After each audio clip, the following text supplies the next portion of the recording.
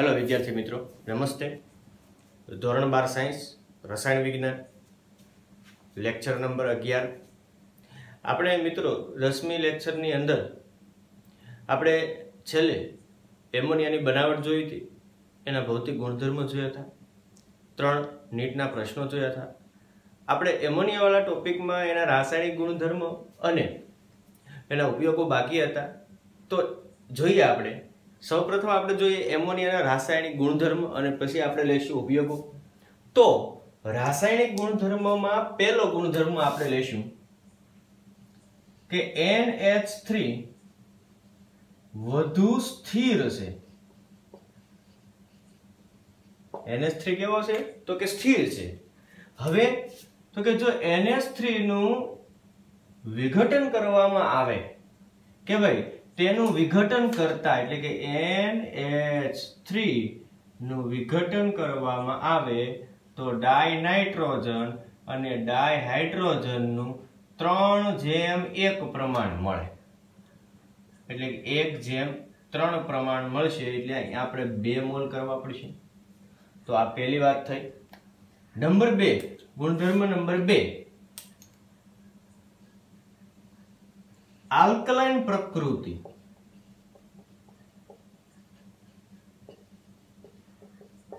એમોનિયાની alkaline એટલે કે basic પ્રકૃતિ। આપણે બધા જ મિત્રો જાણીએ છીએ કે એમોનિયા NH3 લुईस બેઝ હશે।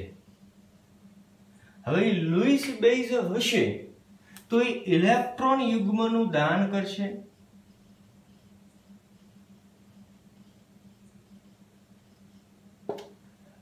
અને ઇલેક્ટ્રોન યુગ્મનું દાન કરતું હોવાથી તે પ્રોટોન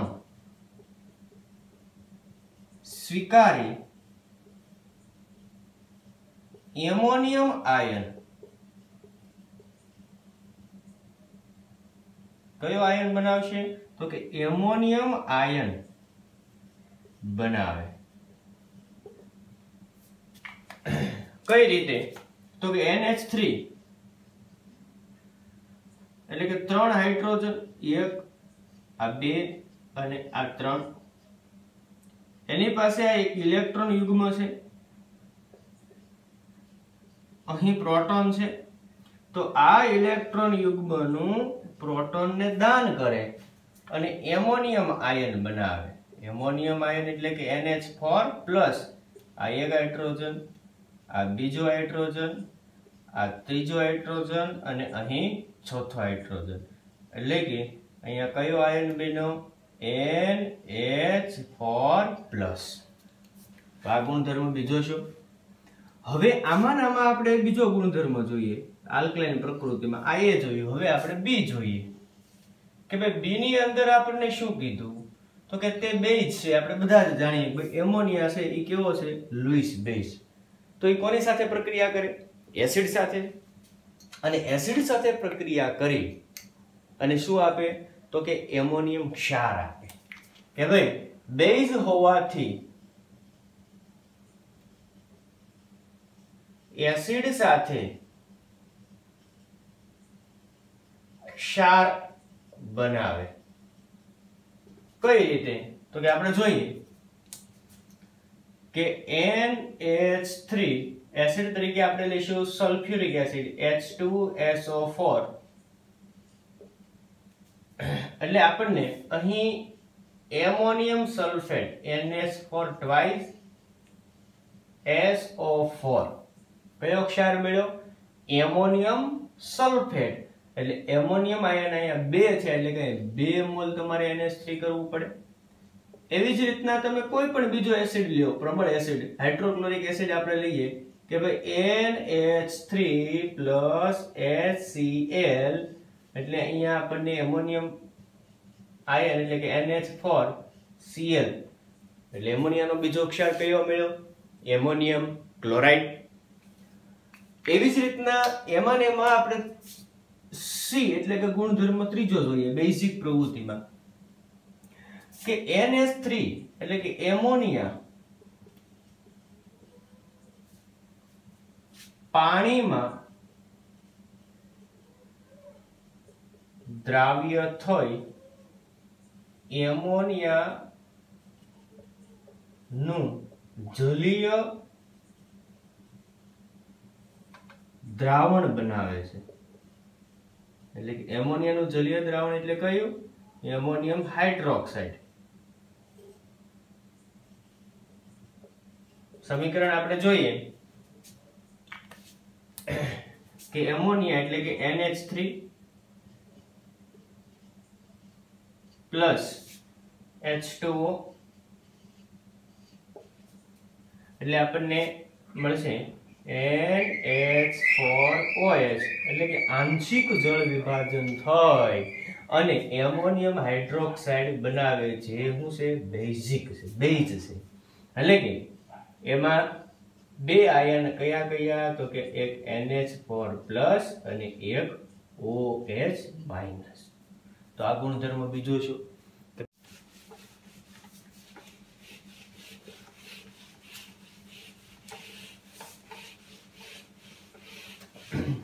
ત્યારબાદ ગુણધર્મ નંબર 3.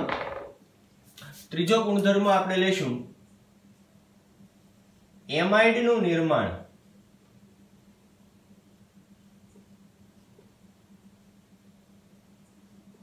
કે એમોનિયા એમાઇડ નું નિર્માણ કરે. કઈ રીતના એમાઇડ નું નિર્માણ કરે? તો કે શુષ્ક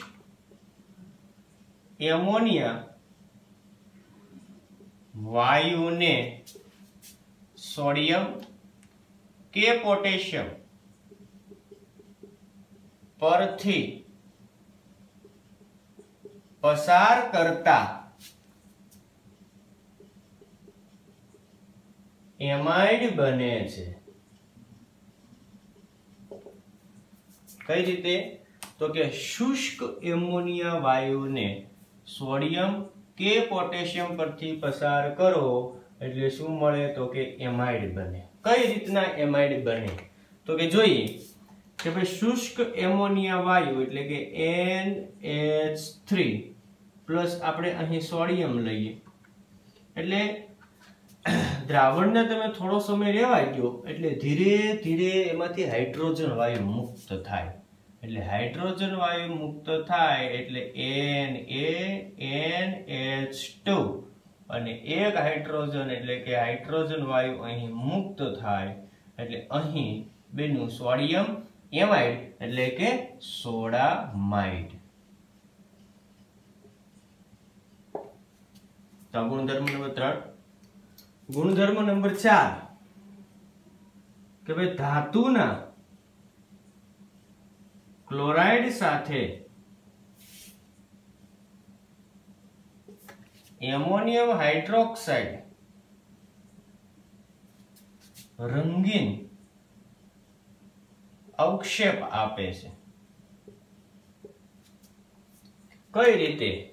તો કે ધાતુના ક્લોરાઇડની પ્રક્રિયા એમોનિયમ હાઇડ્રોક્સાઇડ એટલે કે એમોનિયાના જલીય દ્રાવણની પ્રક્રિયા કરો એટલે તમને જુદા જુદા રંગના અવક્ષેપ મળે.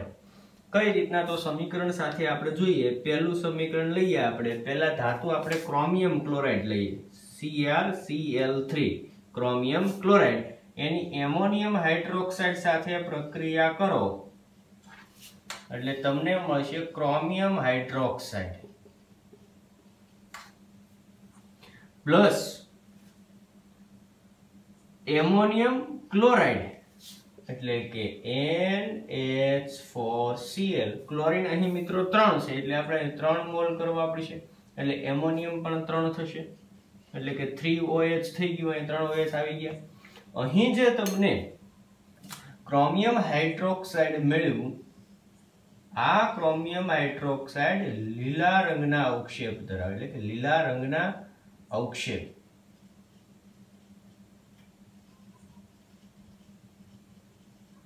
કેવા રંગના અવક્ષેપ મળે? લીલા રંગના. ત્યારબાદ આપણે બીજું ઉદાહરણ જોઈએ. ફેરિક ક્લોરાઇડ લઈએ FeCl3 એટલે કે ફેરિક ક્લોરાઇડની એમોનિયાના જલીય દ્રાવણ એટલે કે એમોનિયમ હાઇડ્રોક્સાઇડ સાથે પ્રક્રિયા કરાવવામાં આવે એટલે અહીં મળશે આપણને FeOH twice જેને શું કહીશું? Ferric hydroxide. અને ત્યારબાદ મળશે આપણને એમોનિયમ ક્લોરાઇડ એટલે કે NH4Cl અહીં 3 મોલ કરવા પડશે એટલે અહીં પણ 3 મોલ થશે એટલે 3OH આવી ગયું. અહીં આપણને જે ફેરિક હાઇડ્રોક્સાઇડ મળ્યું આ ફેરિક હાઇડ્રોક્સાઇડ કથ્થાઈ રંગના અવક્ષેપ ધરાવે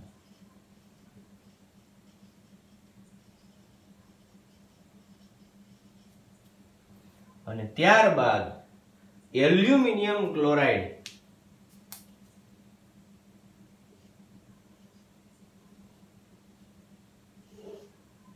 AlCl3 ની એમોનિયમ હાઇડ્રોક્સાઇડ સાથે પ્રક્રિયા કરાવવામાં આવે એટલે તમને મળશે aluminium hydroxide plus ammonium chloride. Chlorine 3 છે એટલે અહીં 3 કરવા પડશે એટલે અહીં પણ 3 થશે એટલે 3OH આવી ગયું. અહીં જે એલ્યુમિનિયમ હાઇડ્રોક્સાઇડ મળે એ કેવા રંગના અવક્ષેપ છે તો કે સફેદ રંગના અવક્ષેપ મળે. મિત્રો આ ટેક્સ્ટ બુકમાં નથી એટલે તમારે બોર્ડ પરનું કાર્ય લખવું હોય તો તમે સ્ક્રીનશોટ પાડી અને લખી શકો તમારી બુકની અંદર. તો આ ગુણધર્મ 4 છે. ત્યારબાદ ગુણધર્મ નંબર 5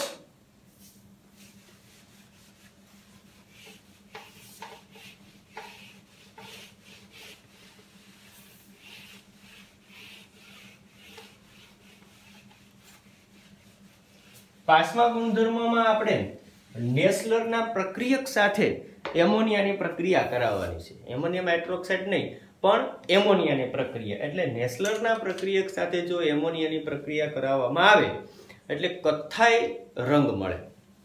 કેવો રંગ મળે તો કે કથ્થાઈ રંગ. કઈ રીતના તો કે આપણે જોઈએ ગુણધર્મ નંબર 5 કે નેસલર ના પ્રક્રિયક સાથે પ્રક્રિયા. તો પહેલા તો આપણે નેસલરનો પ્રક્રિયક બનાવવો પડશે. તો નેસલરનો પ્રક્રિયક કોને કહેવાય એ આપણે જોઈએ કે સૌપ્રથમ પોટેશિયમ આયોડાઇડની પ્રક્રિયા મર્ક્યુરી ક્લોરાઇડ સાથે કરાવવાની છે એટલે તમને અહીંયા મળશે 2KCl એટલે કે 2 મોલ પોટેશિયમ આયોડાઇડ લેવું પડશે એટલે આયોડિન છે મર્ક્યુરી સાથે જોડાઈ જાય એટલે અહીંયા HgI2 મર્ક્યુરી ક્લોરાઇડ મળશે.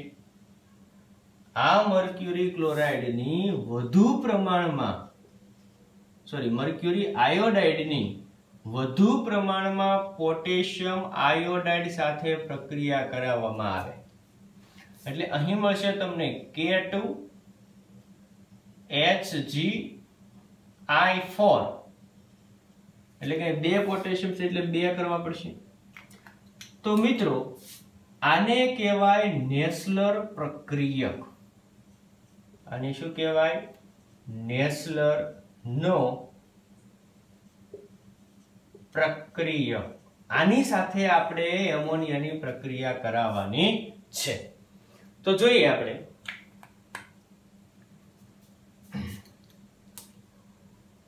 કે K2HgI4 નેસલર પ્રક્રિયક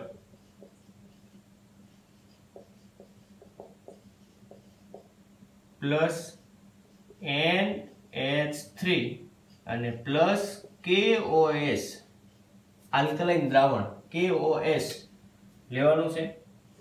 હવે આની તમે પ્રક્રિયા કરાવો તો તમને શું મળે તો કે કથ્થાઈ રંગ મળે.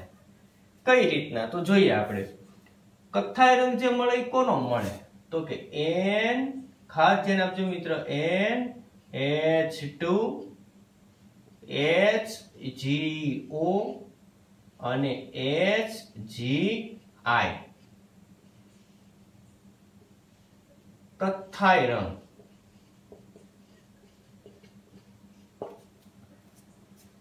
ત્યારબાદ પોટેશિયમ આયોડાઇડ મળશે Ki. હવે તમે જુઓ અહીં મર્ક્યુરી 1 ને 1 2 છે એટલે અહીંયા આપણે 1 2 અહીંયા અને એક અહીંયા 3 છે, તો આપણે અહીંયા 3 કરવા પડશે. ત્યારબાદ મળશે H2O. H2O. હવે તમે અહીં જોઈ શકો મિત્રો, મર્ક્યુરી 1 ની 1 2 છે, એટલે આપણે અહીં 2 કરવા પડશે તો જ મર્ક્યુરી 2 થશે.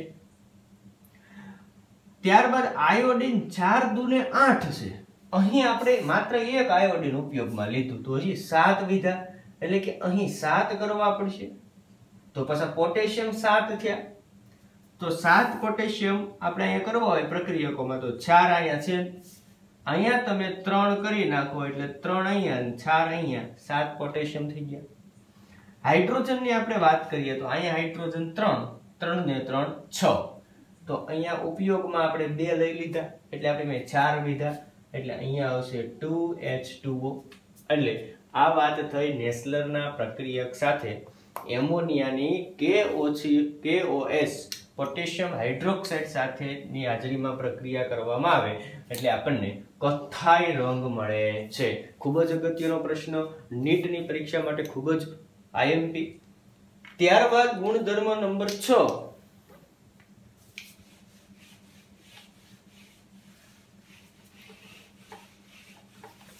સંકીર્ણનું નિર્માણ.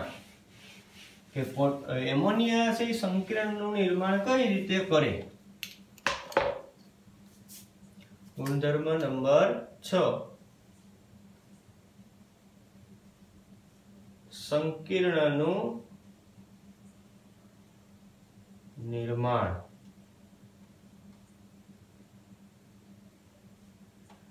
તો કે એમોનિયા છે એ ઘણી સંક્રાંતિ ધાતુ સાથે સંકીર્ણ બનાવે. અહીં આપણે એક એક્ઝામ્પલ લેશું કે Cu+2 જેને આપણે શું કહીશું ક્યુપ્રિક ની એમોનિયા સાથે પ્રક્રિયા કરો એટલે અહીં તમને સંકીર્ણ સંયોજન મળે. CuNH3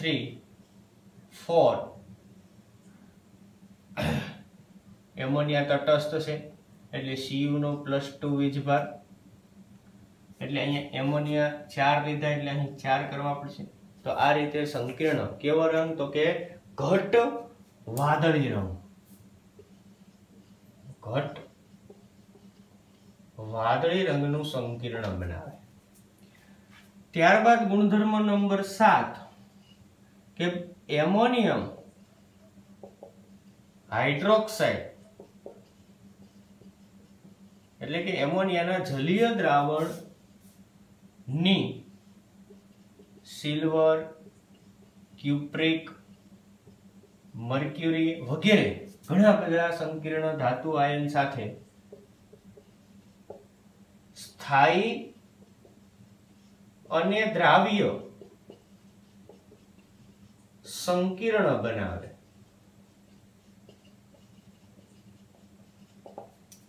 ખાસ અગત્યનો પ્રશ્ન કે એમોનિયાનું જલીય દ્રાવણ એટલે ammonium hydroxide, silver, cupric, mercury, zinc વગેરે સાથે ઈ સ્થાયી અને દ્રાવ્ય સંકીર્ણ બનાવે. કઈ રીતે બનાવે તો આપણે સમીકરણ સાથે જોઈએ કે સિલ્વર હાઇડ્રોક્સાઇડ AgOH થશે પ્લસ NH4OH એમોનિયમ હાઇડ્રોક્સાઇડ એટલે આપણને સંકીર્ણ મળશે Ag NH3 twice OH plus. હવે તમે જુઓ હાઇડ્રોજન આપણી પાસે કેટલા છે, આ OH છે એ આખો OH અહીં આવી ગયું. હવે હાઇડ્રોજન કેટલા છે આપણી પાસે, તો કે અહીંયા પહેલા તો NH3 ટ્વાઇસ કર્યું એટલે કે 2 મોલ કરવા પડશે. હાઇડ્રોજન 4 દુ 8, 8 ને 2 આ 10 છે, 3 દુ 6 ઉપયોગમાં લીધા એટલે કે 4 લીધા એટલે કે 2H2O થશે, એટલે કે આ 2 ઓક્સિજન પણ અહીં આવી જશે. એટલે અહીં આપણને મળ્યું ડાય, 2 એટલે ડાય, એમોનિયા હોય તો એમાઇન કહેવાય, ડાય એમાઇન સિલ્વર.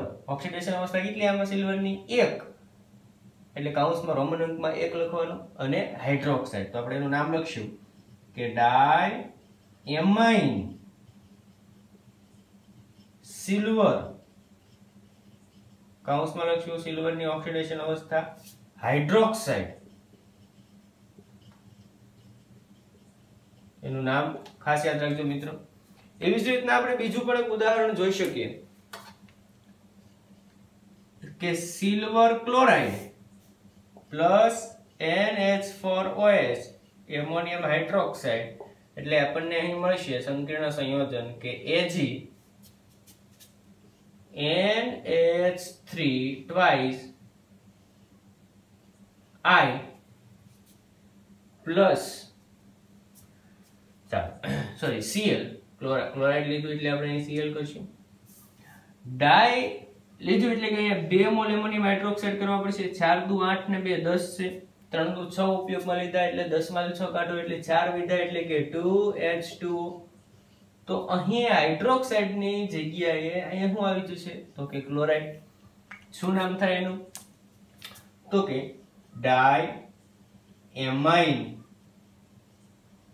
સિલ્વર કૌંસમાં ઓક્સિડેશન અવસ્થા ક્લોરાઇડ તો આ રીતે એ સંકીર્ણનું નિર્માણ કરે છે ત્યારબાદ છેલ્લો એક ગુણધર્મ જોઈ લઈએ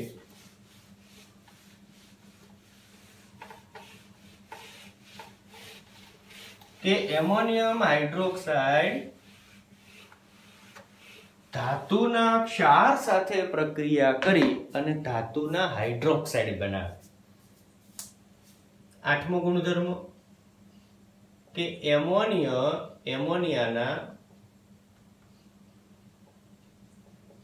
જલીય દ્રાવણ એમોનિયાનું જલીય દ્રાવણ ધાતુ ક્ષાર સાથે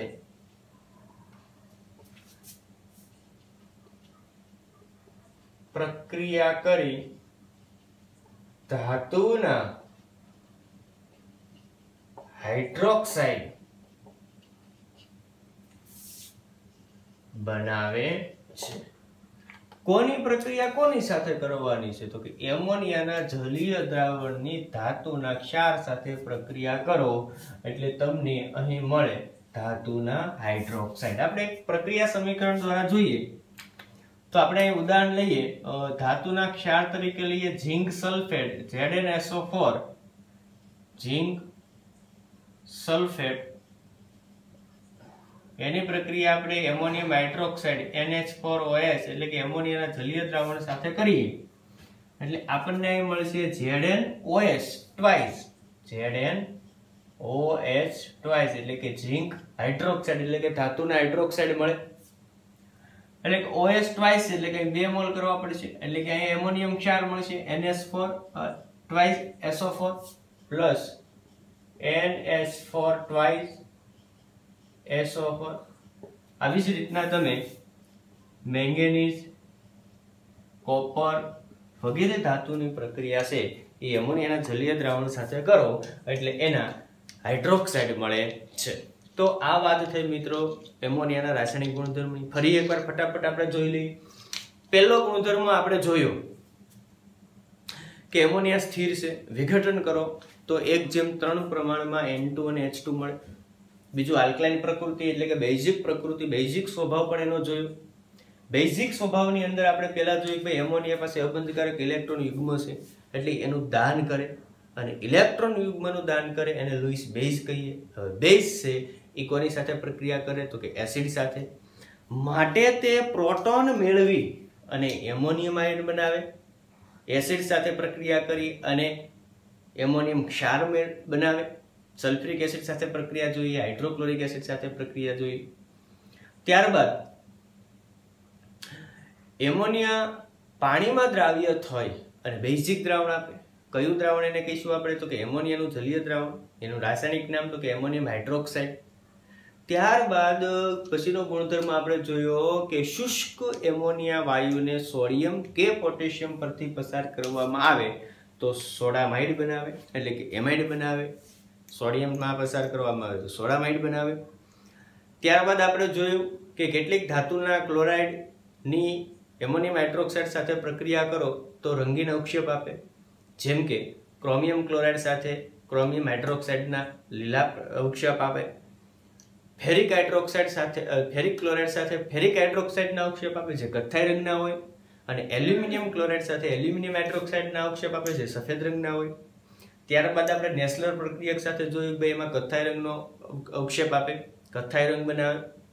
ત્યારબાદ આપણે જોયું એમોનિયાના જલીય દ્રાવણની ધાતુના ક્ષાર સાથે પ્રક્રિયા કરો એટલે ધાતુના હાઇડ્રોક્સાઇડ બનાવે.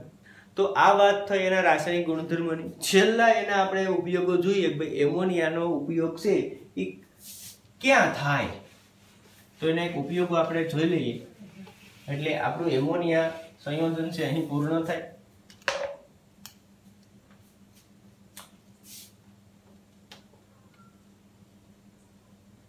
ઉપયોગો. તો પ્રથમ ઉપયોગ આપણે જોઈએ કે ભાઈ એમોનિયાનો ઉપયોગ વિવિધ પ્રકારના નાઇટ્રોજન યુક્ત ખાતરોની બનાવટમાં, કે ભાઈ નાઇટ્રોજન યુક્ત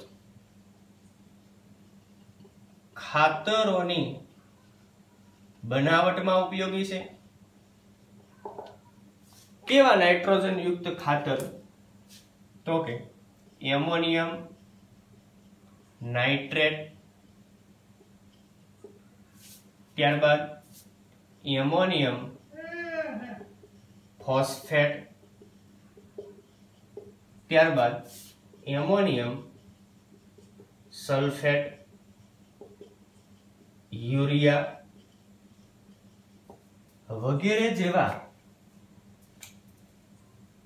ખાતરોની બનાવટની અંદર એમોનિયાનો ઉપયોગ કરવામાં આવે છે. નાઇટ્રોજન યુક્ત ખાતરો, આ બધાની અંદર નાઇટ્રોજન રહેલો છે. ત્યારબાદ નાઇટ્રિક એસિડ HNO3 કે nitrous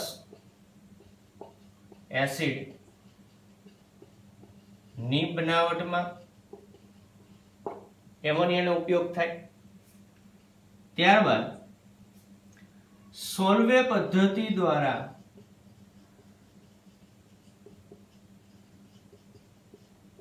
Na2CO3 sodium carbonate ધોવાનો soda ની બનાવટમાં, જે તમે ધોરણ 11 ની અંદર ભણ્યા એસ વિભાગના તત્વમાં સોલ્વે પ્રક્રમ, સોલ્વે પદ્ધતિ દ્વારા ધોવાનો સોડા બનાવી શકાય, ખાવાનો સોડા પણ બનાવી શકાય.